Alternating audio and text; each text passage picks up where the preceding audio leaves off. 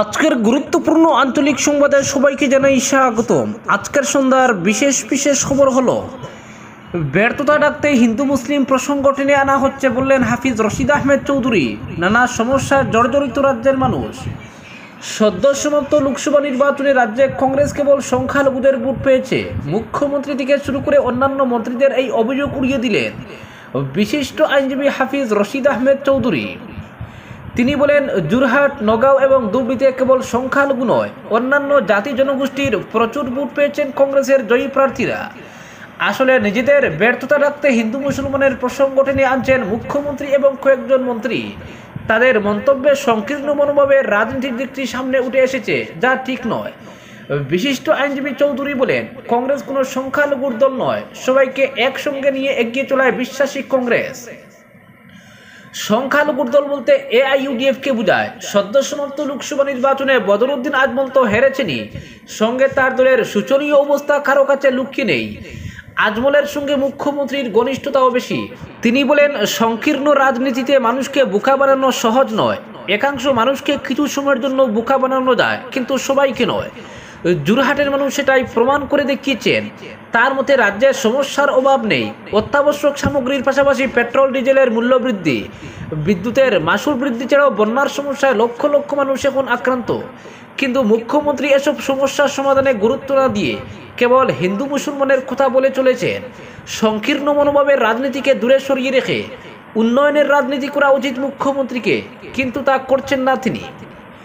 বিশিষ্ট আইনজীবী চৌধুরী বলেন, 1985 সালে অগপুর আমলে বেশ কয়েকজন প্রভাবশালী মুসলমান মন্ত্রী ছিলেন।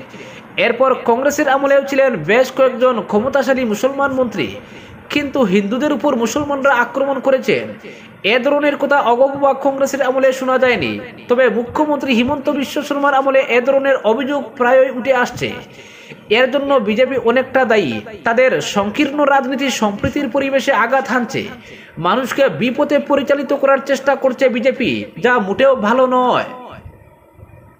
অপরদিকে ডিজে, গান বাজনা বা নন ইসলামিক কোনো কিছু নিয়ে এবার মহরমের মিছিলে সামিল হওয়া যাবে না। মহরমকে প্রকৃত অর্থে ও আদর্শগতভাবে পালন করতে প্রত্যেক আঞ্চলিক ও শাখা কমিটি সমূহকে এ ব্যাপারে সতর্ক করে দিল হাইলাকান্দি জেলা মহরম উদযাপন কমিটি। আগামী 17 জুলাই 10ই মহরম উদযাপনকে সামনে রেখে শনিবার জেলা কার্যালয়ে অনুষ্ঠিত হয় কমিটির এক প্রস্তুতি সভা। জেলা কমিটির আয়োজিত এই প্রস্তুতি সভায় মহরম উদযাপনের বিভিন্ন দিক নিয়ে আলোচনায় উঠে আসা উল্লেখযোগ্য বিষয় হলো, ইসলামের ইতিহাসে এক ঐতিহাসিক বিষাদময় দিন 10 মহরম। অত্যন্ত হৃদয় বিদারক কারবালা ময়দানের যুদ্ধের স্মরণীয় দিন। এদিন বিশ্বনবী হজরত মুহাম্মদের দুই নাতি হজরত ইমাম হাসান ও হজরত ইমাম হুসাইন এজিদের হাতে অত্যন্ত নির্মমভাবে শহীদ হয়েছিলেন। সেই ঐতিহাসিক ঘটনা প্রবাহের ও শহীদদের স্মরণ করতে চিরাচরিত প্রথা অনুযায়ী 10 মহরম শোক মিছিল বের করা হয়। তাই এই ঐতিহাসিক দিন মুসলমানদের কাছে কোনো ফুর্তি আমোদের দিন নয়। কারবালা যুদ্ধের নমুনাকে স্মরণ করে মহরম উদযাপন করতে রণসজ্জায় সজ্জিত হয়ে শোক মিছিল নিয়ে বের হলেও তা কোনো লোক দেখানো বা শক্তি প্রদর্শনের মিছিল নয়। গুরুত্বপূর্ণ এই কথাগুলো তুলে ধরে মহরমকে প্রকৃত অর্থে ও ইসলামী আদর্শে উদযাপনের আহ্বান করেছে হাইলাকান্দি জেলা মহরম উদযাপন কমিটি। এতে ডিজে, গান বাজনা বা নন ইসলামিক কোনো কিছু দ্বারা অতিরঞ্জিত করে মহরমের মিছিলে সামিল হয়ে তা কোনোভাবে মেনে নেওয়া হবে না বলে স্পষ্ট করে জানিয়ে দিয়েছেন জেলা কমিটির কর্মকর্তাবৃন্দ। এক্ষেত্রে প্রত্যেক আঞ্চলিক মহরম কমিটির সহমত পোষণে কয়েকটি সিদ্ধান্ত ও প্রস্তাব গ্রহণ করা হয়েছে। এর মধ্যে একটি ফর্ম তৈরি করে প্রত্যেক আঞ্চলিকে বিলি করা হয়েছে, যে ফর্ম পূরণ করে আগামী 3 জুলাইয়ের মধ্যে জেলা কমিটির কাছে জমা দিতে হবে। অন্যথায় কোনো আঞ্চলিক মিছিল করে বের হলে তাকে অবৈধ বলে গণ্য করা হবে।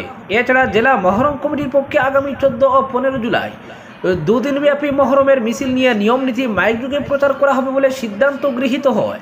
জেলা মহরম কমিটির সভাপতি সিরাজউদ্দিন ভুঁইয়ার সভাপতিত্বে এক প্রস্তুতি সভায় বক্তব্য রাখেন কমিটির মুখ্য উপদেষ্টা অধ্যাপক জাকির হোসেন চৌধুরী। সভাপতি সিরাজউদ্দিন ভুঁইয়া, সহসভাপতি নজরুল ইসলাম মীরা ও আলহাজ আলিমউদ্দিন ভুঁইয়া, সম্পাদক আব্দুল মান্নান ভুঁইয়া, সহ সম্পাদক ফখরুল ইসলাম মজুমদার, কোষাধ্যক্ষ আলতাফ হোসেন ভুঁইয়া, কার্যালয় সম্পাদক হিলাল উদ্দিন লস্কর, নারায়ণপুরের সভাপতি মঞ্জির আলী লস্কর, সম্পাদক সফি আহমেদ, আফজল হোসেন প্রমুখ।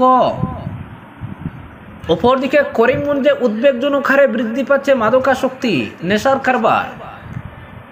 ঘটা করে বুধবার অর্থাৎ 26 জুন পালিত হলো আন্তর্জাতিক মাদক বিরোধী দিবস। সেদিন সভা সমিতিতে বক্তারা যুব সমাজের প্রতি বিভিন্ন উপদেশমূলক বার্তা ও পৌঁছে দেওয়ার অপরিসীম প্রয়াস চালিয়েছেন। কিন্তু যুব সমাজের এই সর্বনাশা মাদক সেবনের জন্য আজ অভিভাবকরা দিশাহীন।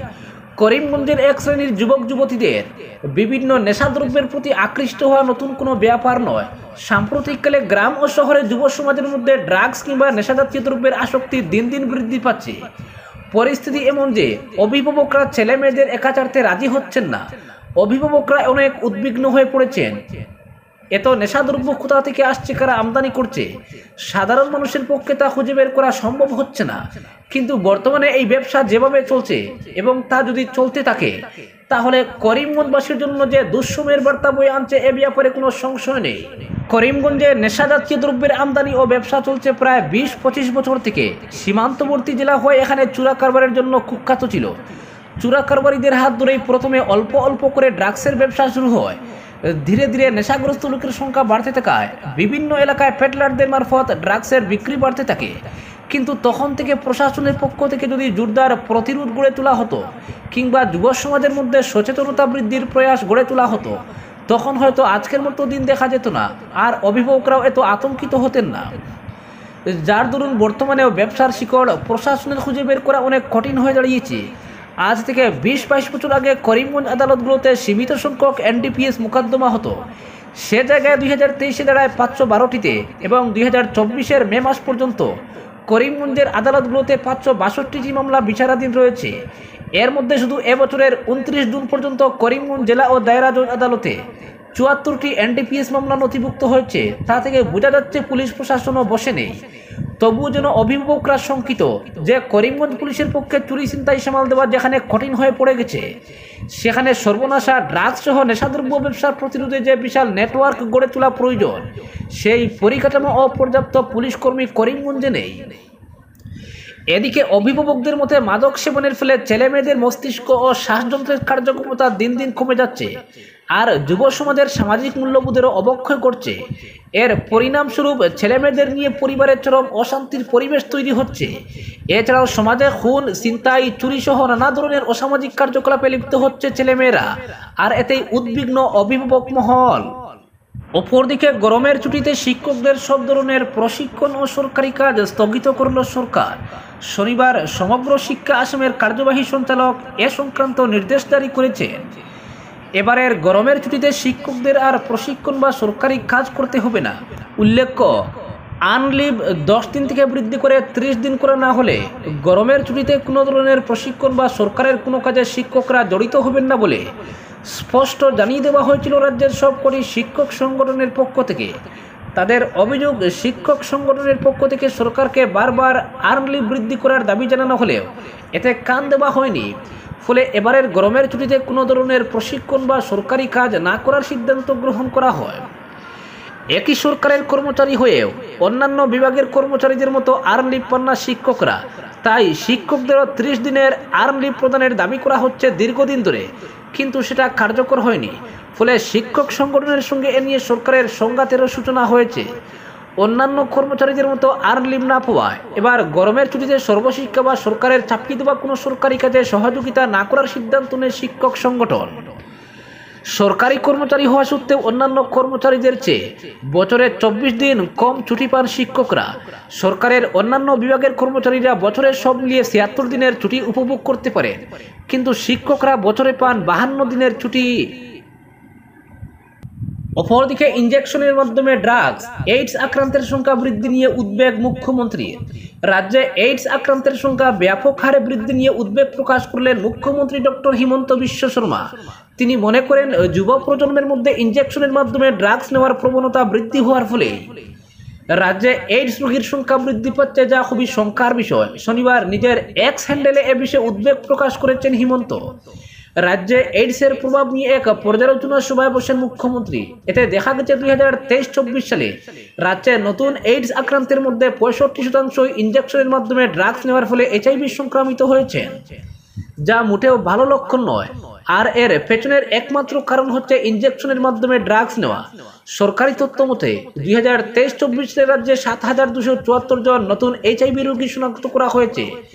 এর মধ্যে প্রাপ্তবয়স্কদের সংক্রমণের হার 0.13%। এই হার জাতীয় গড়ের তুলনায় সামান্য কম।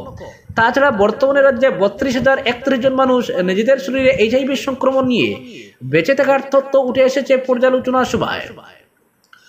বৈঠকে স্বাস্থ্য বিভাগের তরফ থেকে দেওয়া তথ্যে দেখা গেছে রাজ্যে প্রতি 1000 জন মানুষের মধ্যে এইডস আক্রান্তের হার 0.06%। দেশে এই হার 0.05%। তাছাড়া শুধু 2023 সালে 337 জন এইডস আক্রান্ত রোগীর মৃত্যু হয়েছে। 264 জনের এলিমিনেশন অফ ভার্টিক্যাল ট্রান্সমিশনের প্রয়োজন রয়েছে। মুখ্যমন্ত্রী মনে করেন রাজ্যে যে হারে এইডস আক্রান্তের সংখ্যা বৃদ্ধি পাচ্ছে তা রোধ করতে সরকারের ড্রাগস ফ্রি আসাম গড়ার প্রয়াসকে আরো জোরদার করতে হবে। পাশাপাশি রাজ্যকে মাদক মুক্ত করতে প্রয়োজনে আরো কঠোর থেকে কঠোর ব্যবস্থা গ্রহণ করা হবে বলেও জানিয়েছেন তিনি। কারণ এই ড্রাগস সেবনের মাধ্যমে যুব প্রজন্ম ধীরে ধীরে মৃত্যুর দিকে এগোচ্ছে, যা মোটেও কাম্য নয়। আজকের বিশেষ সংবাদ এখানেই সমাপ্ত।